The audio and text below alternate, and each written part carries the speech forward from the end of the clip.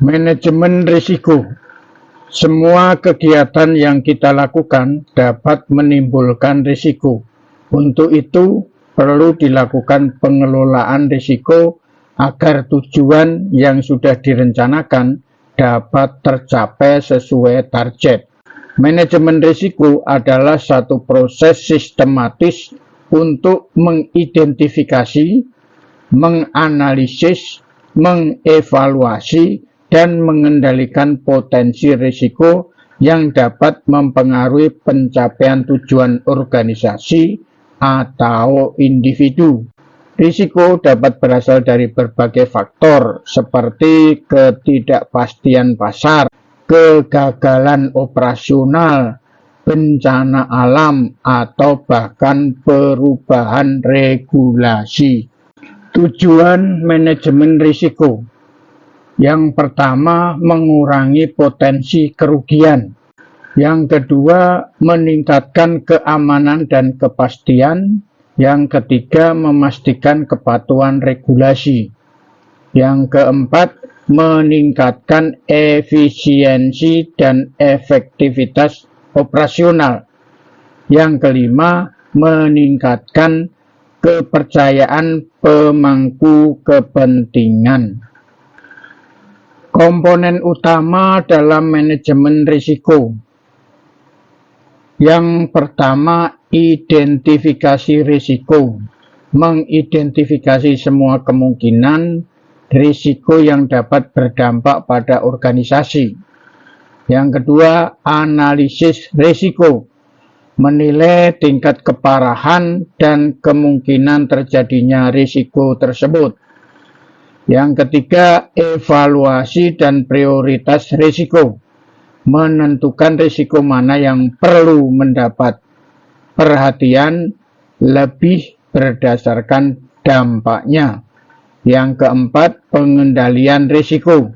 Mengambil langkah-langkah untuk mengurangi atau menghilangkan risiko. Yang kelima, pemantauan dan evaluasi. Mengawasi efektivitas strategi manajemen risiko dan melakukan penyesuaian jika diperlukan. Contoh identifikasi risiko. Sebuah perusahaan e-commerce mengidentifikasi risiko serangan cyber yang dapat mengancam data pelanggan dan transaksi online.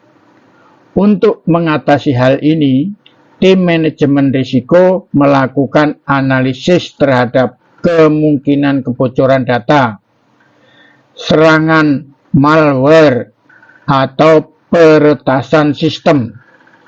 Mereka mengidentifikasi celah keamanan dalam sistem IT perusahaan dan menentukan langkah-langkah pencegahan seperti penggunaan enkripsi data, firewall, dan sistem autentikasi ganda atau two-factor authentication. Jenis risiko. Risiko strategis berkaitan dengan keputusan bisnis yang dapat mempengaruhi tujuan jangka panjang organisasi. Yang kedua, risiko operasional berhubungan dengan kegagalan proses internal, kesalahan manusia, atau gangguan teknologi. Yang ketiga, risiko keuangan melibatkan faktor-faktor seperti fluktuasi mata uang, kredit macet, atau likuiditas perusahaan. Yang keempat, risiko kepatuhan berkaitan dengan kegagalan dalam mematuhi hukum dan regulasi yang berlaku. Yang kelima, risiko reputasi muncul akibat ketidakpuasan pelanggan, krisis media, atau skandal yang merusak citra perusahaan. Contoh risiko operasional. Sebuah perusahaan logistik mengalami gangguan sistem IT yang menyebabkan keterlambatan pengiriman barang ke pelanggan. Misalnya, sistem manajemen gudang mengalami kegagalan teknis, sehingga informasi stok barang tidak dapat diperbarui secara real time. Akibatnya, beberapa pesanan pelanggan tidak dapat diproses tepat waktu, yang berpotensi menurunkan kepuasan pelanggan dan merusak reputasi perusahaan. Contoh risiko reputasi. Sebuah restoran terkenal mendapatkan ulasan negatif viral di media sosial karena adanya laporan pelanggan yang menemukan benda asing dalam makanannya.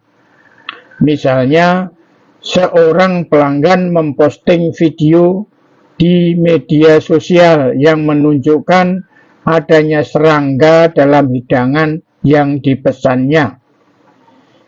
Video tersebut menjadi viral dan menyebabkan banyak pelanggan kehilangan kepercayaan terhadap kebersihan dan kualitas makanan di restoran tersebut.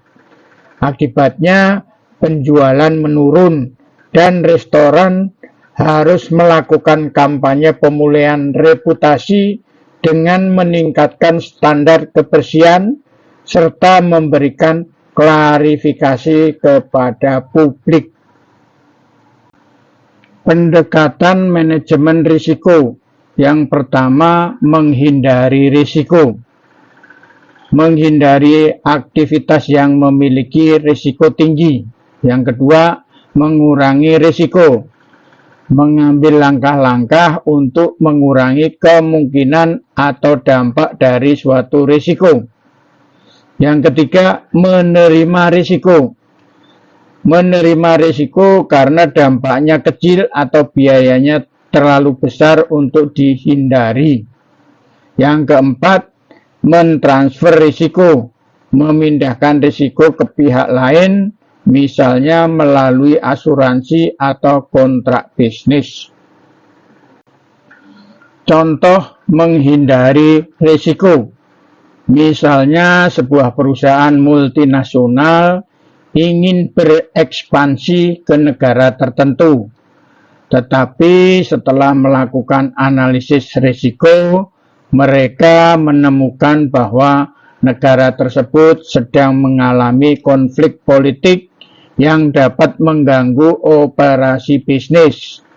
Untuk menghindari potensi kerugian besar, perusahaan memutuskan untuk tidak masuk ke pasar tersebut dan mencari alternatif di negara lain yang lebih stabil.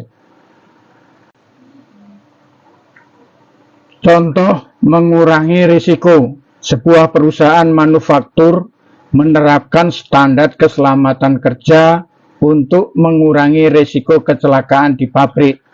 Misalnya, perusahaan mewajibkan semua pekerja untuk mengenakan alat pelindung diri atau APD seperti helm, sarung tangan, dan sepatu keselamatan.